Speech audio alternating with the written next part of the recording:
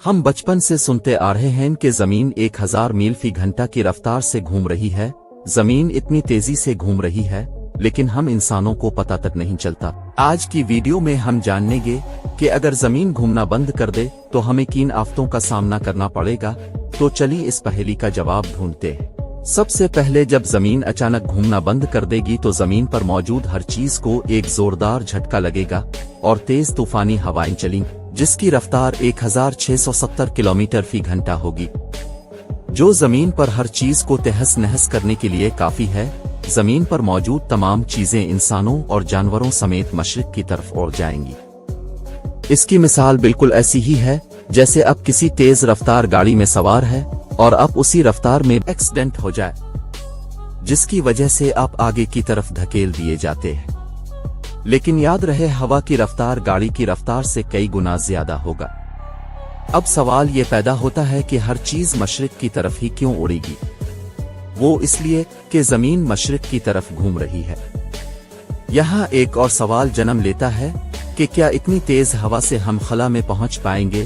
تو اس کا جواب ہے نہیں۔ دراصل اگر ہم زمین کے گریویٹیشنل فورس سے ہم کسی آبجیکٹ کو اسپیس میں بھیجتے ہیں تو اس آبجیکٹ کی رفتار کم سے کم 40,000 کلومیٹر فی گھنٹہ ہونا لازم ہے، جبکہ ان ہواؤں کی رفتار 1670 کلومیٹر ہوگی۔ اس کے علاوہ سمندروں میں بھی ہلچل مچ جائے گی، سمندر نارتھ اور ساؤتھ پول کی طرف بڑھیں گے، سونامی پیدا ہوں گی اور ختم استوا کے ارد گرد کے سمندر مکمل طور پر خشک ہو جائیں گے اور باقی سمندروں کی پانی کے ملاپ سے 2 بڑے سمندر وجود میں آئیں گے اور زمین کے مڈل میں ایک بڑا بحر اعظم وجود میں آئے گا۔ اس کے علاوہ نارتھ اور ساؤتھ پول میں اگر آبادی ہوگی وہ سمندروں کے پانی کے نیچے آ جائے گی۔ زمین اگر گھومنا بند بھی کر دے لیکن اس کا اندرونی تہ گھومتی رہے گی، جس کی وجہ سے اندرونی اور بیرونی تہ میں کافی گیپ آ جائے گا، جس کی وجہ سے آتش فشاں پھٹنا شروع ہو جائے گی۔ دوستو، جیسا کہ ہم جانتے ہیں کہ زمین پر 12 گھنٹے دن اور 12 گھنٹے رات ہوتی ہے، لیکن جب زمین گھومنا بند کر دے گی تو زمین پر 6 مہینے کا دن اور 6 مہینے رات ہوگی۔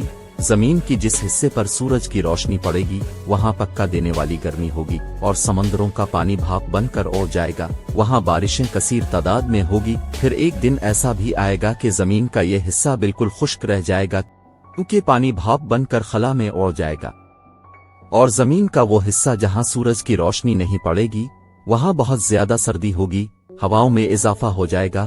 پھر یہی سرد ہوائیں لکویڈ سٹیٹ میں تبدیل ہو جائے گی اور پھر یہی لکویڈ سالڈ میں بدل جائیں گے۔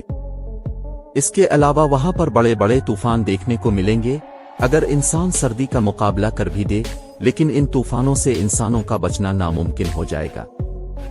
ایک طرف تیز ترین گرمی، دوسری طرف جما دینے والی سردی سے انسان مر رہے ہوں گے۔ اگر زمین پر ابھی کہیں زندگی موجود ہے تو وہ زمین کے بارڈر پر ہوگی، کیونکہ وہاں سورج کی روشنی بھی پڑے گی اور ٹھنڈی ہوائیں بھی۔